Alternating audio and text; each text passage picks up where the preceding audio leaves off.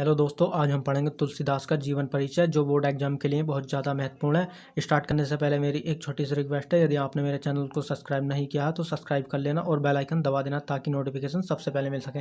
तो चलिए स्टार्ट करते हैं। सबसे पहले आपको हेडिंग डालनी है जीवन परिचय ब्लैक पेन से।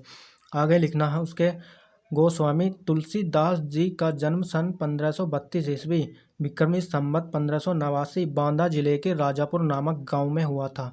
यानी कि जो गोस्वामी तुलसीदास का जन्म हुआ था वो 1532 ईस्वी बांदा जिले के राजापुर नामक गांव में हुआ था।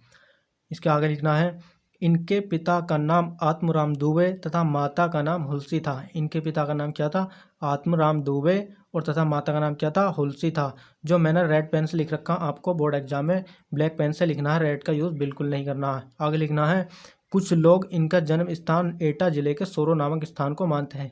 यानी कि इनका जो जन्म स्थान इनके जन्म स्थान में भी थोड़ा कुछ मतभेद है। कुछ लोग क्या मानते हैं? इनका जन्म स्थान एटा जिले के सोरो नामक स्थान को मानते हैं। इनके बचपन का नाम रामबोला था।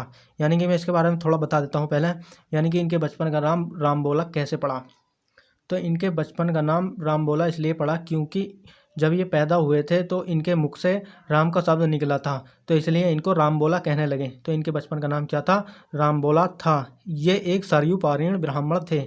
यानी कि ये इनकी सरयू पारीण ब्राह्मण, यानी कि इनकी ये जाति है ब्राह्मण, यानी ये एक सरयू पारीण ब्राह्मण थे। इनका जन्म अमुक्त मूल नक्सल में होने के कारण इनके पिता ने इन्हें त्याग दिया था। यानी कि मैं इसके बारे में थोड़ा बता देता हूँ, इनके पिता ने इनको क्यों त्याग दिया था। यानी कि जब ये पैदा हुए थे तब इनके मुख में सारे दांत मौजूद थे और इनके मुख से राम का शब्द निकला था। तब इनके माता पिता ने सोचा था कि कहाँ से हमारे घर राक्षस पैदा हो गया है, तो इसलिए इनके माता पिता ने अमुक्त मूल नक्सल में होने के कारण इनको त्याग दिया था। जब इनको त्याग दिया गया तब इनके गुरु स्वामी नरहरिदास ने इनका पालन पोषण किया। तो आगे लिखना है इसमें इनके गुरु स्वामी नरहरिदास ने इनका पालन पोषण किया था। कहा जाता है कि इनके जन्म के समय ही इनके मुंह में 32 दांत मौजूद थे। यानी कि जब ये पैदा हुए थे तब इनके मुंह में 32 दांत ही मौजूद थे। आगे लिखना है इनका विवाह रत्नावली के साथ हुआ था। यानी कि इनकी पत्नी का नाम क्या है? रत्नावली। आगे लिखना है ये अपनी पत्नी के प्रेम में बहुत अनुरक्त रहते थे। यानी कि अपनी पत्नी के प्रेम में बहुत ही मग्न रहते थे। अनुरक्त को कह सकते हैं आप मग्न।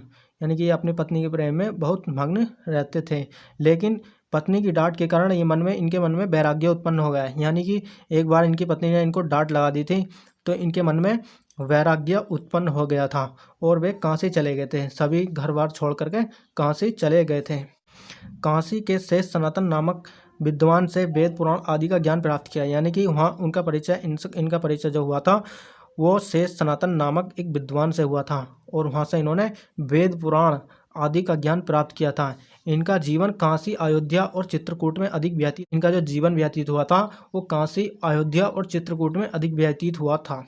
और सबसे बाद में लिख देना है ब्लैक पेन से कि इनकी मृत्यु सन 1583 ईस्वी के लगभग हुई थी। यानी कि इनकी मृत्यु में भी थोड़ा अभी मतभेद है। यानी कि जो किताबों में लिखा हुआ है वो 1583 ईस्वी के लगभग हुई थी। सबसे बाद में आपको लिख देना है कि इनकी प्रमुख रचनाएं, इनकी सबसे फेमस जो रचना है वो रामचरितमानस है। इसके आगे लिखना है गीतावली, दोहावली, कवितावली। इस तरीके से 3-4 इनकी प्रमुख रचनाएं लिख देनी है बोर्ड एग्जाम में। और सबसे लास्ट में लिखना विनय पत्रिका। बस ज़्यादा नहीं लिखनी, थोड़ी ही लिखनी है। तो इस प्रकार हमारा ये तुलसीदास का जीवन परिचय कंप्लीट हो चुका है। आप यदि इसी प्रकार से बोर्ड एग्जाम में करके आएंगे तो आपको पूरे नंबर मिल जाएंगे और एक भी नंबर नहीं कटेगा। तो वीडियो कैसी लगी? यदि वीडियो अच्छी लगी हो तो लाइक कर देना और सब्सक्राइब कर देना।